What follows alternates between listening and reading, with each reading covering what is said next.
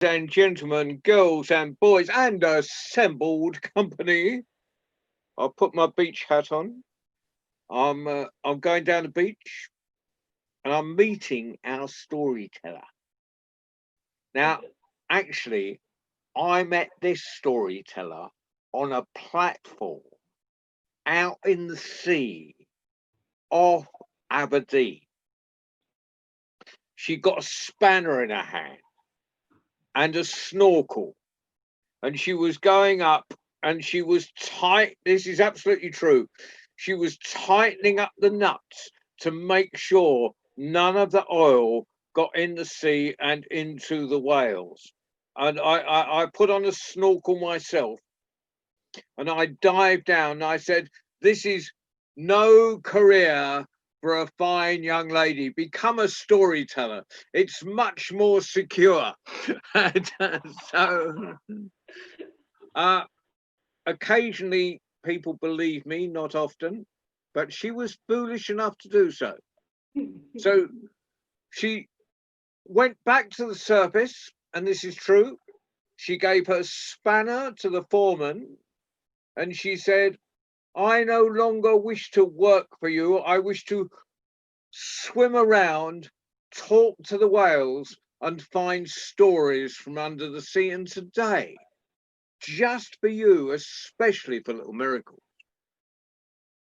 there will be the stories she found while she was swimming around in the sea off Aberdeen. Thank you very much, John. And hello, everybody out there. And a special hello to all the wee miracles out there. Now, as you can hear from my voice immediately, you know that I'm from Scotland. And I'm going to tell you a couple of stories today from the northeast of Scotland, where I live in Aberdeen. Now, the first one is about a very, very unusual creature. Now, most of you will have heard of mermaids. We do have mermaids up in Aberdeenshire and round the northeast of Scotland and all the way around the coast. But today, I'm not telling you about mermaids. I'm going to tell you a story about selkies. Now, selkies are a special kind of magical being. When they are in the ocean, they look like seals, big brown eyes, soft brown or soft whitish yellow fur, beautiful tickly whiskers, and very alert faces. But some say that there are some seals who are not seals at all. They're the selkie folk, or silkies as they call them as well, because they can step onto the land. They can take off their seal skins and they can walk about as man or woman. Now, an awful lot of these selkie stories are very sad and very tragic, and they make my bottom lip tremble like this. But I'm going to tell you a story that I heard from a lady that I met. Because as John said, I used to get up very early in the morning, 5 o'clock in the morning, and I would go in a taxi and I would go all the way to the airport. And when I got to the airport, I would get my great big bags and I would hunt them, carry them all the way to the heliport, which was where the helicopters were to take you off to the oil rigs. If you were going far, far away, all the way up to Shetland, which is the islands way, way, way to the north of Scotland, you would get an aeroplane. And it was full of big oilmen and sometimes little wee oilmen and me. There weren't many girls, many women at all. And sometimes they used to allow the oilman's family to travel. And there was this little old lady sitting in the airport, and she looked at me, and she sort of inched over, seeing the only other woman there. And she sat down next to me, and we started to chat. And this conversation soon turned to, well, who do you know from the Shetland Isles? And I said, well, I only know one person. And at that point, I was learning to play the violin. And I said, my fiddle teacher, Tom, he came from Shetland. Never. Nay, Thomas. Well, let me tell you a tale about him. because his great-great-grandmother, she married a Selkie. And this is the story that she told me. A long, long, long time ago, many, many years before there were oil rigs in the sea, before there were aeroplanes in the sky, way even before the days of the motor car and electricity, there lived Mary. Mary lived on one of the tiny, tiny little islands up in the Shetlands. She lived there with her mother and her father, her two older brothers, and a wee sister, Betsy. Now, every single day was the same for them, except for Sunday. They'd had a bit of a break then. And everybody on the island was the same. The men would go off in their wee fishing boats all the way out to the sea. And they would drop their nets and they would catch their fish. And the women, well, they would be around the house, making sure there was peat cut and dried to burn on the fire, making sure that the beasts were fed, that the cows were milked, the chickens were fed, and that the pigs had any scraps. And that was what Mary was doing. There's one problem when you live up in the Shetland Islands, though. Sometimes the fog comes down so thick that you can hardly see your hand in front of your eyes.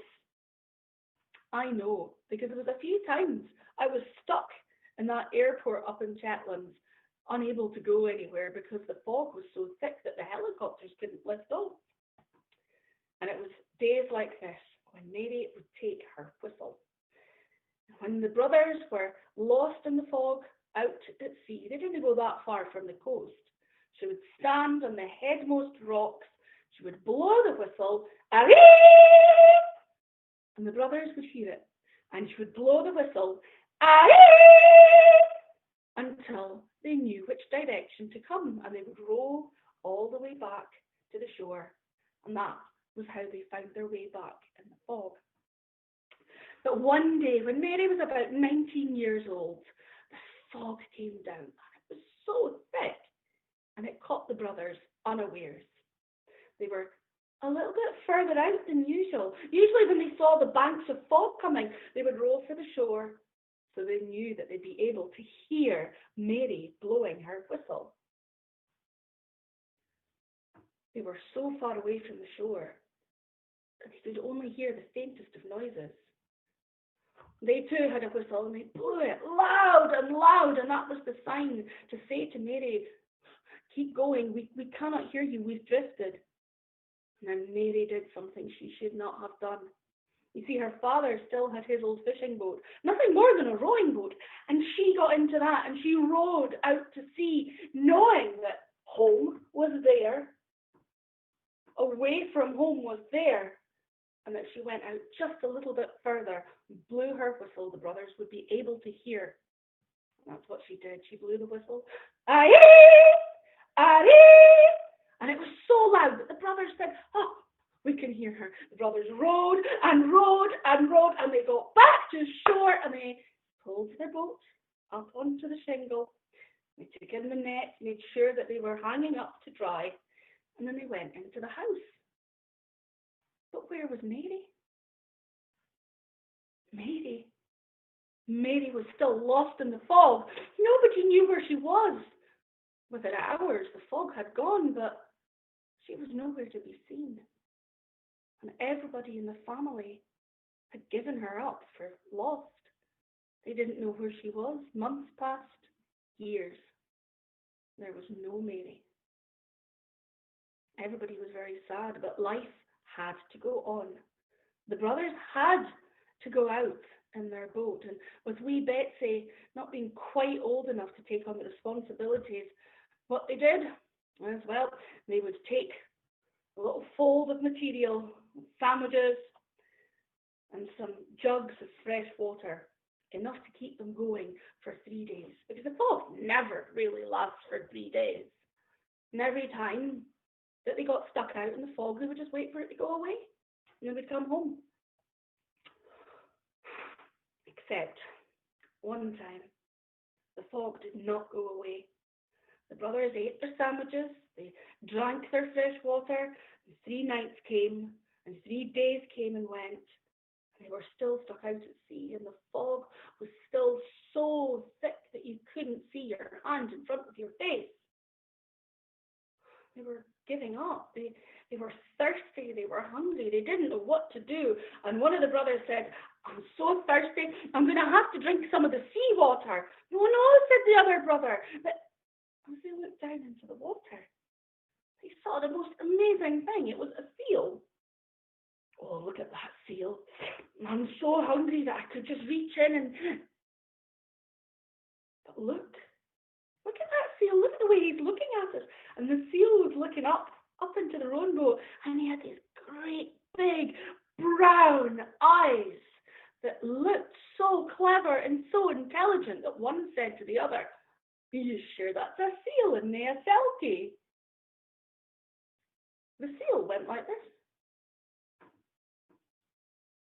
Did you see that? Said one brother to the other. I think he wants us to follow him. And follow him they did. But every time that the seal swam a little bit further away and they rowed towards it, the seal would wait and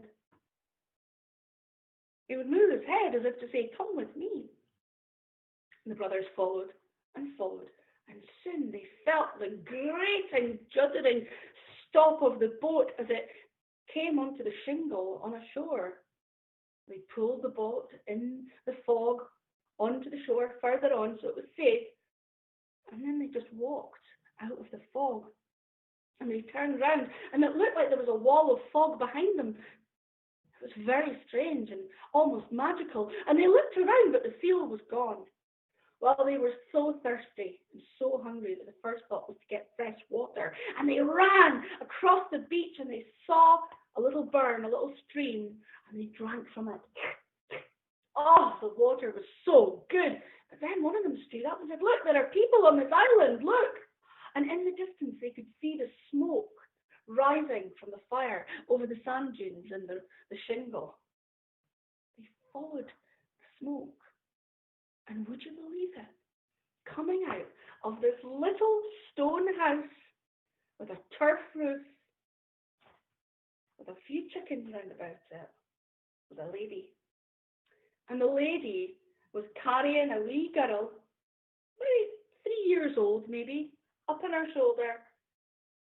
It was their sister, Mary. And the two brothers ran up the beach, and she hugged them, and she said, oh, where have you been, boys? Oh, my boys, this is my little girl. Oh, Mary, what happened? And she said to them, that night, when you were lost in the fog, I drifted and drifted and drifted, and it must have been hours that passed, and the fog wasn't lifting, and I didn't know how to get back to you. And then all of a sudden, this little seal's face appeared at the side of the boat, and it was going like this, as if to say, come away with me. So I followed the seal all the way back to this island, and that was when I met my husband. You've got a husband, Mary? Yes, she said, there's just us, there's just the two of us live here, me and my husband and a wee girl, and just wait until you meet him. And at that moment, over the dunes came this great big strapping handsome man with brown hair and big brown eyes, and he shook their hands and he said, oh, welcome brothers, he said. And so it was. That was how Mary had been rescued from the fog. And well, they stayed for a few days, they got their strength back, and she showed them around their wee island, and they'd a few trees where they got firewood, they had chickens where they got eggs, they got a couple of goats where they got milk to make cheese. And they said, oh, you've got almost everything here, Mary. You've even got sheep to make wool. And right enough, Mary would take the wool and she would card it and spin it and knit it into clothes for the wee family. Oh, she said, we've got everything. The only thing we've not got is a cow. I would love a cow to give us fresh cow's milk. Make some better cheese, because we're a bit sick of goat's cheese. Oh, well, said the brothers, when we get back, we will find out where this island is. we'll map it, and we'll come out with the big, big boat that we'll borrow from someone, and we'll take you as a cow, and that'll be our wedding present to you. Well, it was soon time for them to go back to their own home, because their parents would have been terrified that they'd lost the sons as well. And the husband and Mary made them a wee package, sandwiches for 3 days, and a jug of water for 3 days, and off they went in their wee boat. Well, as if by magic, they were no more than 100, 200 yards from that island. And down came the thickest, strangest fog. And once again, they couldn't see where they were going. And again, they couldn't row because they didn't know they were going in the right direction. They could have been going off into the great wild ocean. And you know what happened, don't you? Out of the sea rose these two big brown eyes. And I looked down into the water and I said, it's the seal again. Are you going to show us where to go again? And the seal said, as if to say, follow me. So they followed the seal all the way back to their own shore, to their own island. And they came running up the shoreline along the row of fisher cottages till they got to their parents' house, and they threw open the door, and the parents were there that were all dressed in black because they thought that the boys had been lost at sea. And the parents stood up and they shouted, Mary's alive!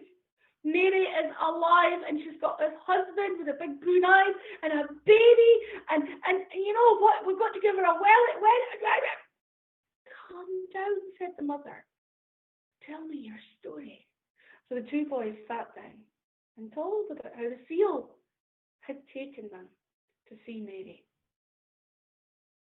And then the funniest thing happened.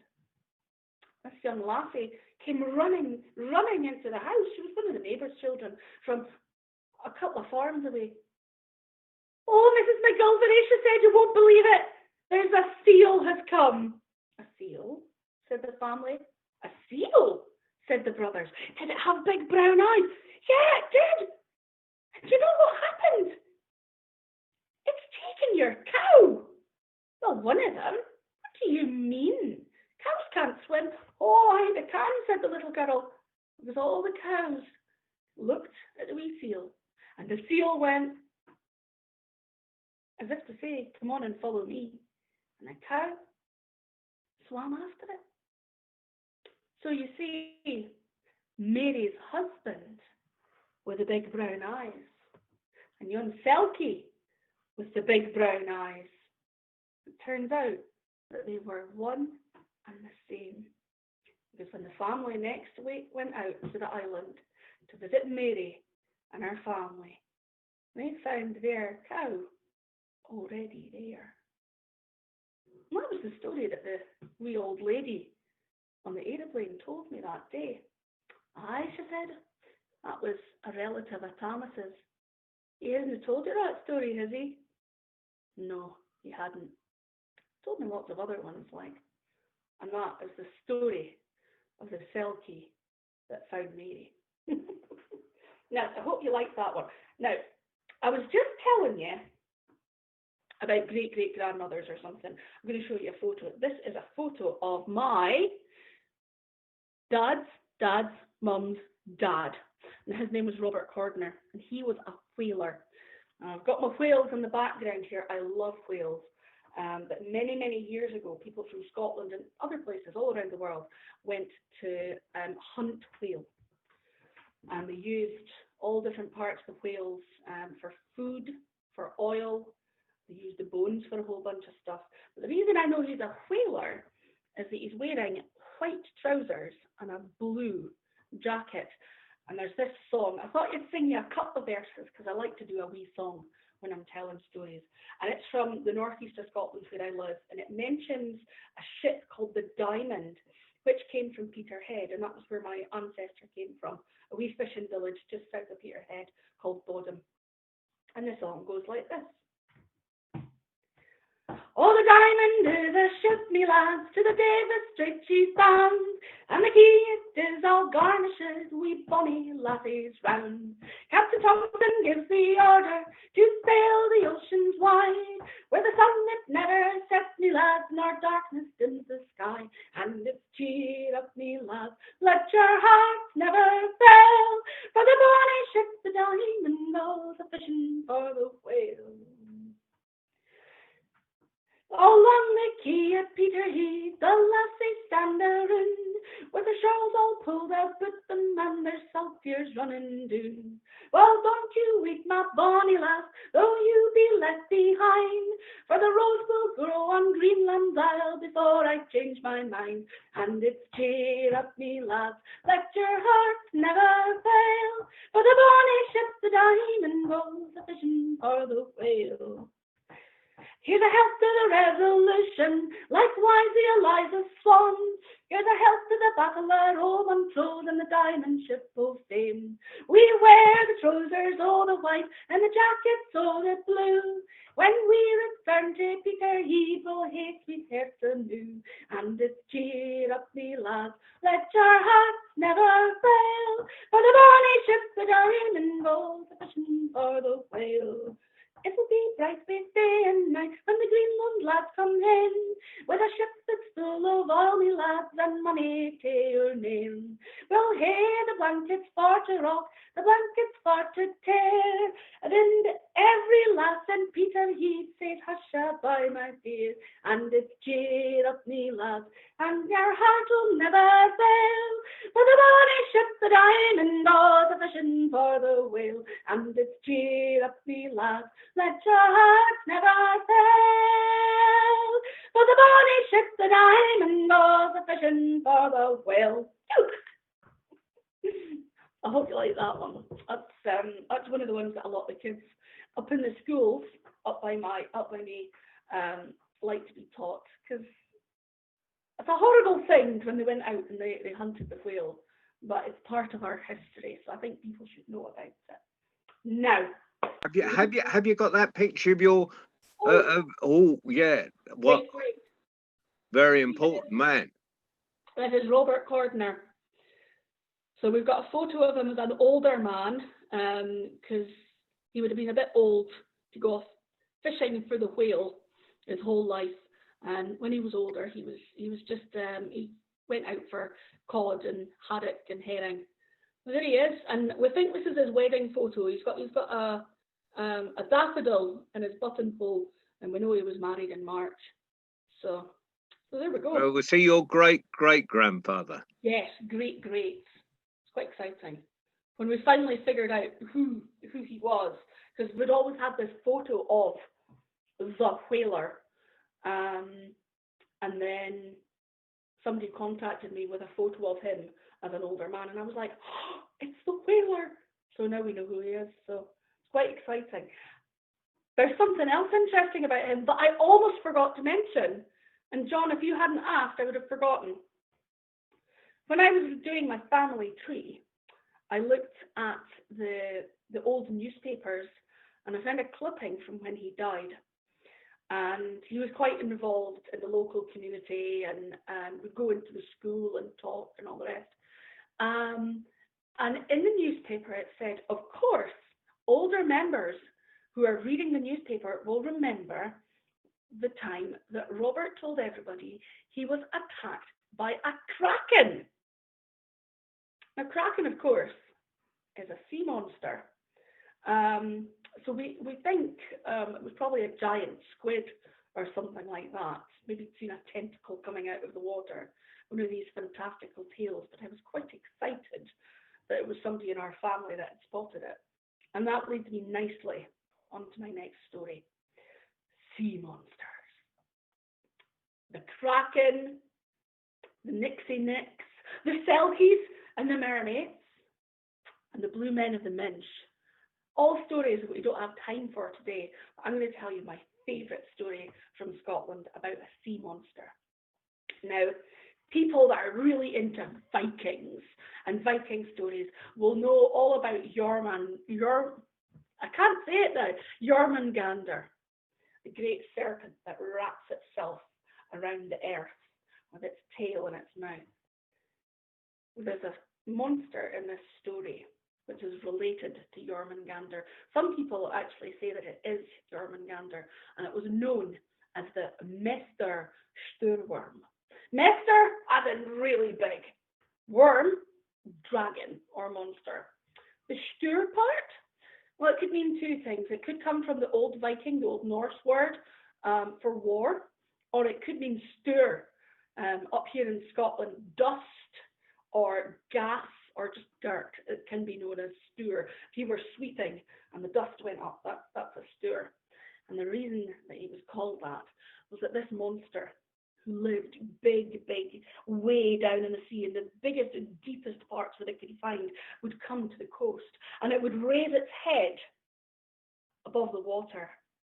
And unless it was fed the most delicious food, it would breathe a poisonous gas over the land that would kill the animals, the people, the trees, the plants, and nothing would grow there for 50 years. So it was a very fearsome beast.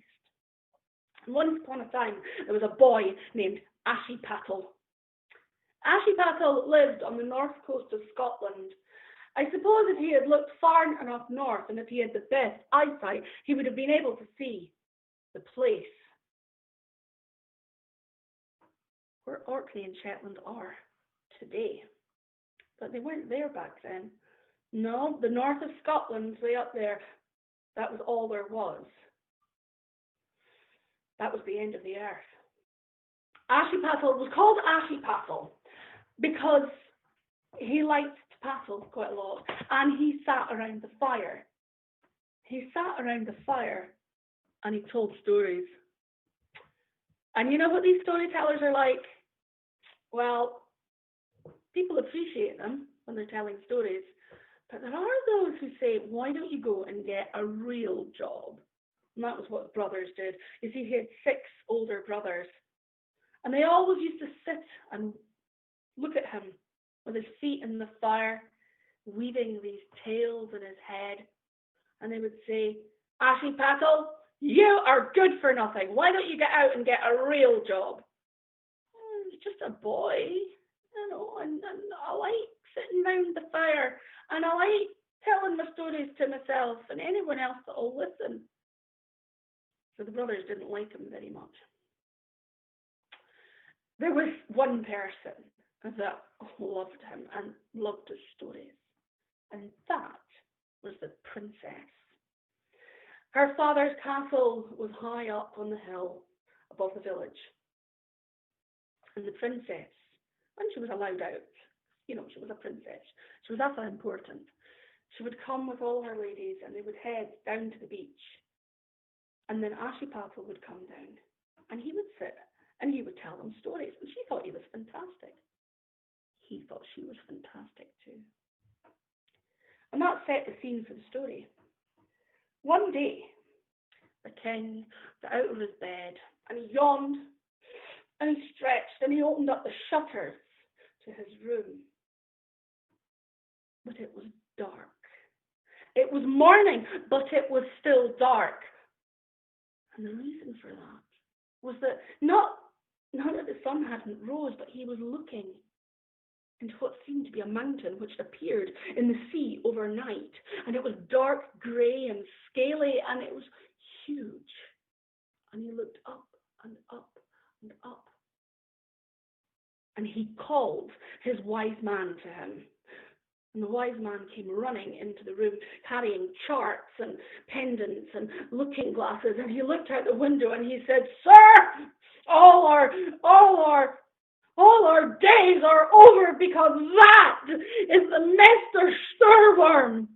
And the king said, the Mester Sturworm? I don't know about what is it?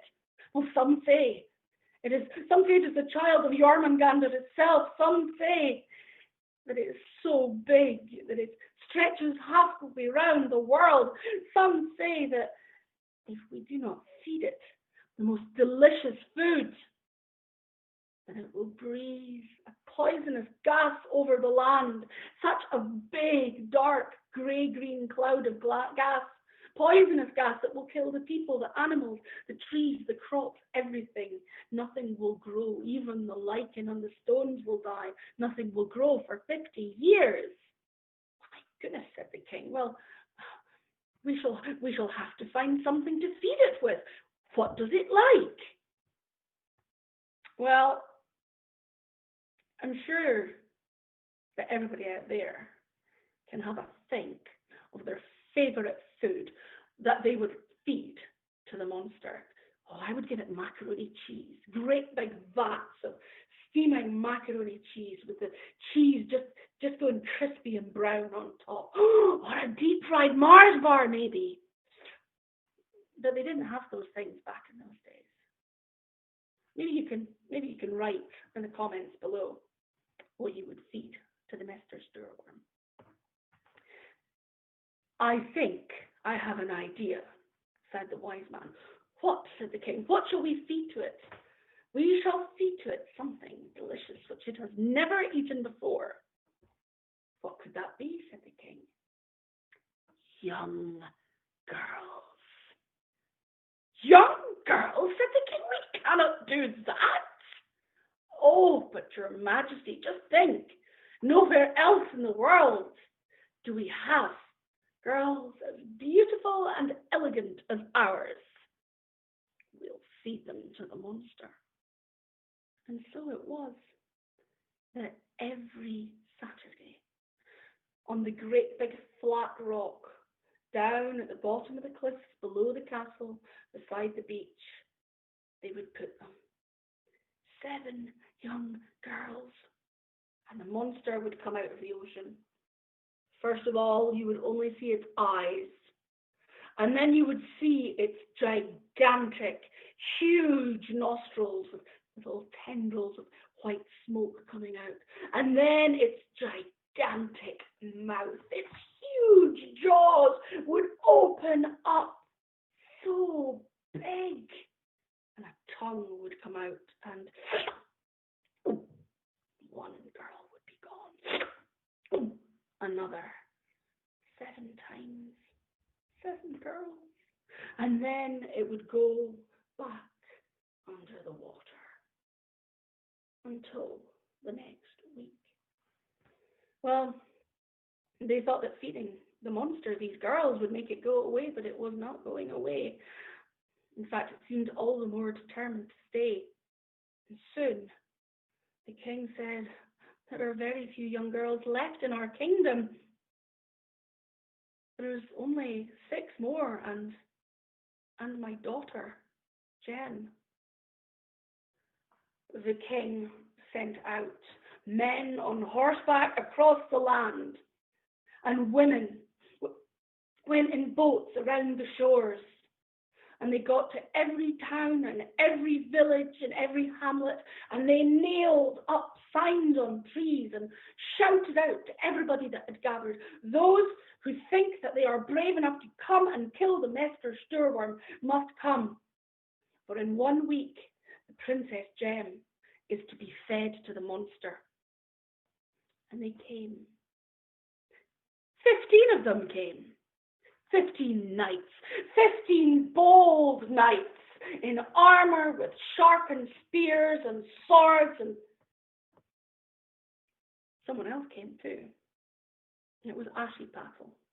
And he stood and he looked up at the knights and he said, I will help. And the knights looked down at him and they said, you! We've heard about you from your brothers. Your head is full of nothing but stories. Be gone, boy. It was Friday, and the king showed the knights the Mr. Sturworm. The beast started to come out of the water, showing just its eyes. 5 of the knights screamed, Mommy! And they ran away, screaming. It raised its huge nostrils out of the water, each one as big as a giant cave. The next 5 knights screamed, Mommy! And they too ran away. And then finally the monster raised its huge, great big jaws out of the water and opened them up in a great wide yawn. And well, the other 5 knights just dropped dead on the spot. And the king put his head in his hands and said, so be it. My daughter will be taken tomorrow. Well, that night, Ashiepattle couldn't sleep. He had to do something, and then he had an idea. He remembered a story that a travelling storyteller called John had told him. It was the story of a dragon. He made his way down to the beach, taking his dagger with him. And on the beach there was an old hut where an old lady lived, and he went into her hut and he said to her, "Please, may I take your cauldron and a peat from the fire just to save the princess?" And she said, "Yes." And then he took the peat within the cauldron which he was carrying, and he made his way out to the king's boat. And he lifted up the anchor, and he sailed the king's boat off out into the sea, just as the dawn was rising. The king had woken, and he had come down. They were tying the princess to the rock, and the king said, "Where is my boat? I myself had intended to fight the monster if nobody else would." But here was the boat sailing away from the coast towards the monster. The king's face fell. Here was his last chance of saving his daughter. Someone had taken his boat. Ashiepattle sailed on, and now the beast was raising out of the water, its huge eyes, its huge nostrils, and that great big mouth.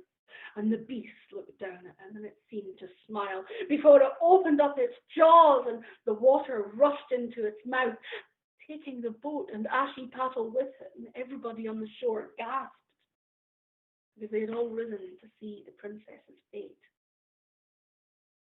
Ashiepattle and the boat disappeared way, way down inside the beast's stomach. It went lower and lower, and he sailed, and I don't know if any of you know much about the inside of sea monsters, but they tend to glow with a strange supernatural green light.